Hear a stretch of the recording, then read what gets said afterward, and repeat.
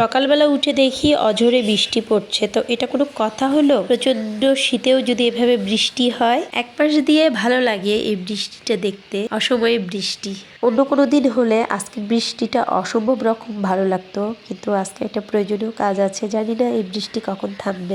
শীত এলেই যেন নতুন আলু দিয়ে আলুর ডাল খেতে ভীষণ ভালো লাগে। তো আজকে দুপুরে রান্নার আয়োজনে থাকছে আলুর ডাল। এটা হচ্ছে উত্তর অঞ্চলের ঐতিহ্যবাহী একটা খাবার। আমি এখানে একটা ডিম সিদ্ধ করে নিয়েছি, এটা তোমাদের ভাইয়া খাবে। আর আমি সিদ্ধ ডিম খাই না, শুধুমাত্র ডিমটা হচ্ছে তোমার ভেজে আলুর ডালের মধ্যে দিই। এই ধরনের ডিম খেতে আমার বেশি ভালো লাগে। আসলে কি, এই ডিমটা অনেক বড় একটা ফুলে ওঠে, যখন এটা একটু জাল হবে, জাল হওয়ার পর ফুলে উঠবে। তারপর দিয়েছি ধনেপাতা। তো আশা করছি তোমরা যারা এটা ডাল খাও জানো তো এটা কেমন টেস্টি হয়।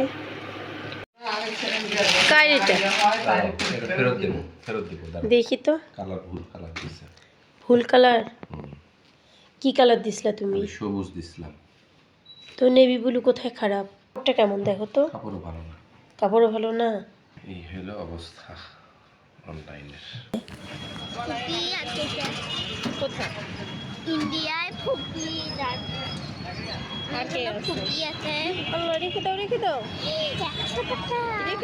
দাও।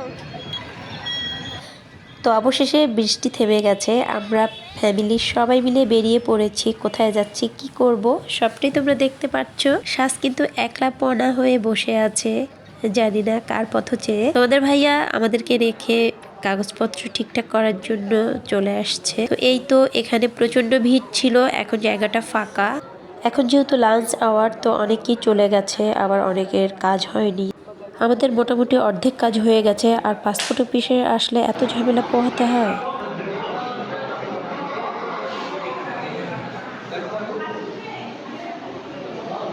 কি করছো?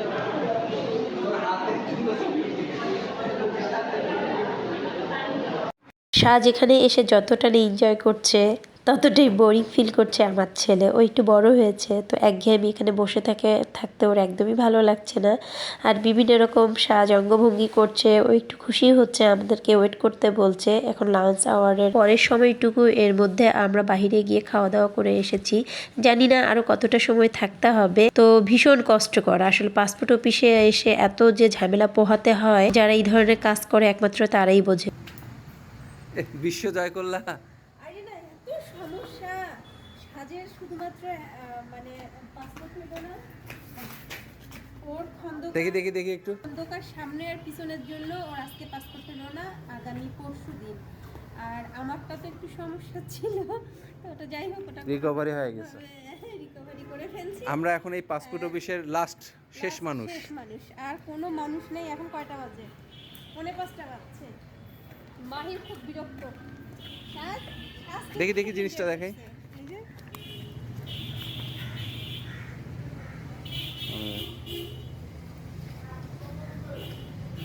সাজ, হাতে কি এটা?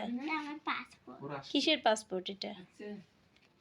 এই যে আমাদের তিনজনের করতে দিছিলাম, মাহির, আমার আর সাজের। আমারটাও চলে আসছে, সাজেরটা চলে আসছে, কিন্তু মাহিরেরটা আসেনি। তো একসঙ্গে না আসা পর্যন্ত ভিসা করতে পারবো না।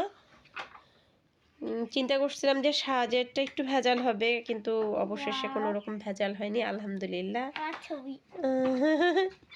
সাজ অস্থির হয়ে গেছিল আমার, কবে পাসপোর্ট হবে, তো হয়ে আসছে।